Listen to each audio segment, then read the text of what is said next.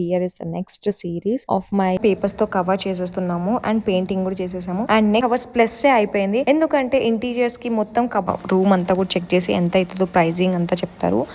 Ugadi offers అప్పుడు నేను తీసుకున్నాను అండ్ మాకు మంచి ప్రైస్ లోనే వచ్చిందని నేను ఎల్ షేప్ లో చేపించినాను. ఎందుకంటే మాకు ఎంట్రీ అవ్వంగానే హాల్లో ఎల్ షేప్ బెస్టెస్ట్ పార్ట్ అనుకోవచ్చు.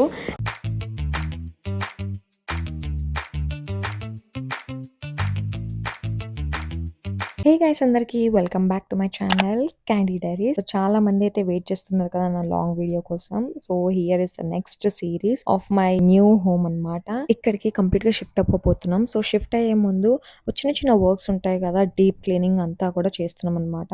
సో ఆ క్లీనింగ్ అంతా ఎలా అయిందో అనేది ఈ బ్లాగ్ కంప్లీట్ గా ఉంటుంది. సో మాకు ఎంత పడ్డది అనేది కూడా నేను లాస్ట్ ఎండ్ వరకు చూడండి. మాకు డీప్ క్లీనింగ్ ఎంత పడ్డది అండ్ వాళ్ళ ఫోన్ నంబర్స్ కూడా మీకు ఇస్తాను, మీకు కూడా యూస్ఫుల్ గా ఉంటుంది. ఫస్ట్ మేము బాల్కనీ దగ్గర అయితే బ్లైండ్స్ పెట్టించాము. ఎందుకంటే మాకు పక్కనే డోర్స్ ఉంది.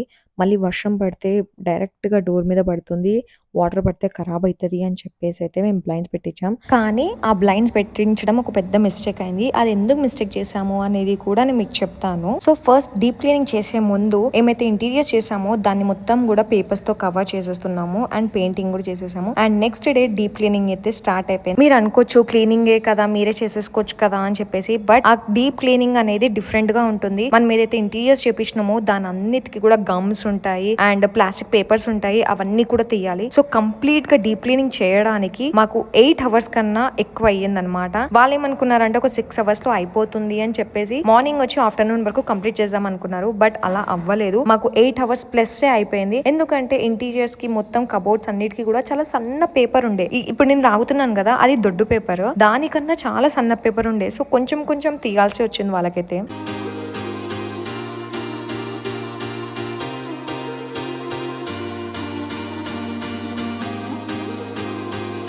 ఇన్నటికైతే మనది ఇంటీరియర్స్ మొత్తం కంప్లీట్గా అయిపోయింది అనమాట. సో ఈరోజు మొత్తం డీప్ క్లీనింగ్ అనేది అవుతుంది. సో ఈరోజు డీప్ క్లీనింగ్ అయిపోతే కంప్లీట్ అయిపోయినట్టు, ఇంకా మనం మూవ్ అయిపోవచ్చు. కొంచెం లైటింగ్ వర్క్స్ అంతా ఉంది, బట్ ఈరోజు డీప్ క్లీనింగ్ అయిపోతే హ్యాపీయే.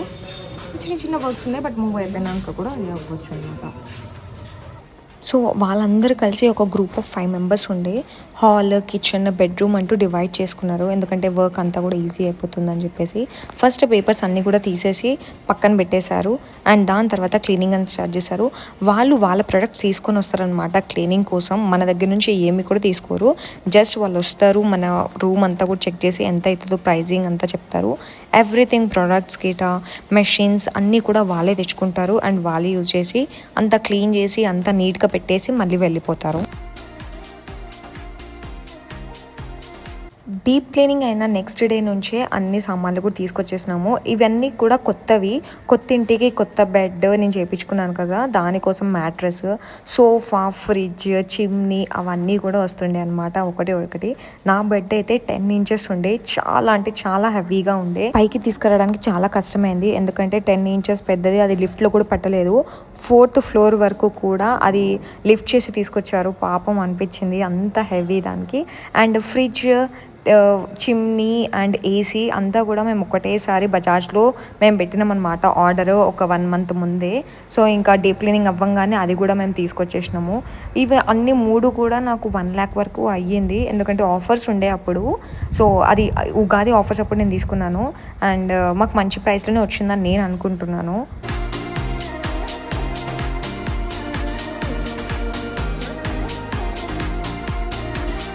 యాక్చువల్గా మేము ఫ్రిడ్జ్ వచ్చేసి side by side double door ఉంటుంది కదా, అది తీసుకుందాం అనుకున్నాం. బట్ ఇక్కడ ప్లేస్ సరిపోలేదు, అందుకని డబల్ డోర్ అయితే తీసుకున్నాం. సైడ్ బై సైడ్ కూడా చాలా మంచి ఆఫర్సే ఉండే. మొత్తానికైతే నాకు అదే తీసుకోవాలి అనిపించింది. బట్ అది కూడా చాలా ఎక్కువ అయిపోతుంది ఇంటికి అని చెప్పేసి ఇంకా కాంప్రమైజ్ అయితే అయిపోయి ఇంకా ఇదైతే తీసేసుకున్నాను. అండ్ దాని తర్వాత సోఫాస్ కూడా నేను 1 month ముందు నుంచి ఆర్డర్ పెట్టినాను ఇన్స్టాగ్రామ్ పేజ్లో. సో వాళ్ళు వచ్చి మనకి అన్నీ కూడా చెక్ చేస్తారనమాట, ఇంచెస్ టు ఇంచెస్ అన్నీ చెక్ చేస్తారు. అండ్ మనకి ఇక్కడ క్లాత్ ఎంత పడుతుంది, ఎలా ఉంటుంది, ఫోమ్ అంతా కూడా చెక్ చేయించి మరీ చేయించినాను. అండ్ ఎల్ షేప్లో చేయించినాను. ఎందుకంటే మాకు ఎంట్రీ అవ్వంగానే హాల్లో ఎల్ షేప్ ఉంది కాబట్టి ఎల్ షేప్లో చేయించినాను.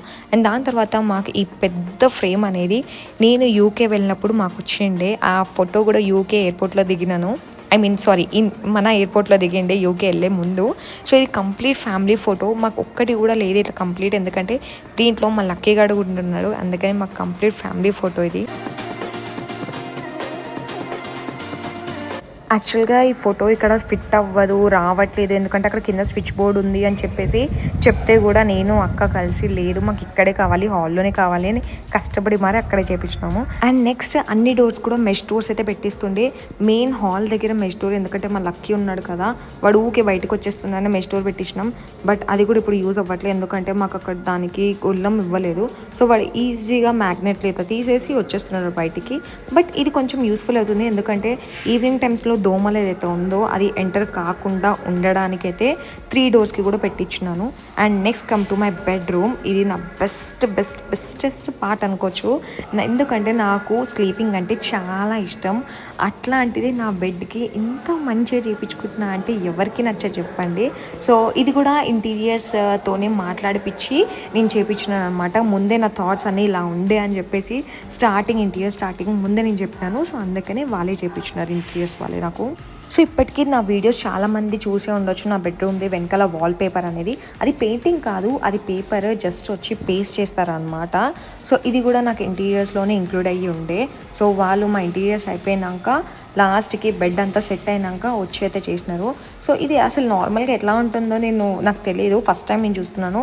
వాళ్ళకు ఒక గమ్ తెచ్చుకున్నారు అండ్ దాంట్లోనే వాటర్ మిక్స్ చేసేసి గమ్ అంతా కూడా ఆ వాల్ పేపర్కి పెట్టేసి అండ్ ఆ పేస్ట్ అనేది ఆ పేపర్ అనేది పేస్ట్ చేసేస్తారు వాల్కి కంప్లీట్గా.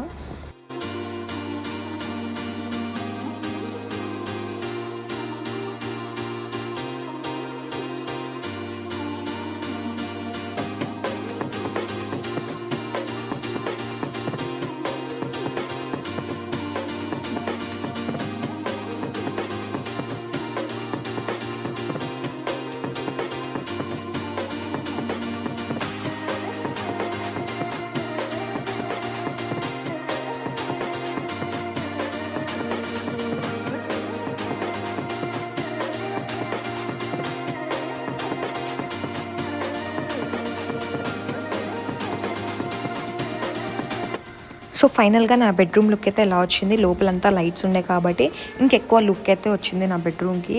అండ్ ఎస్, ఇంకా చాలా వీడియోస్ అయితే ఉన్నాయి, ఒకటి అన్నీ పోస్ట్ చేస్తాను. Please like, share and subscribe to candy diaries. Thank you so much for watching and ఇలానే సపోర్ట్ చేస్తుండండి. బాయ్.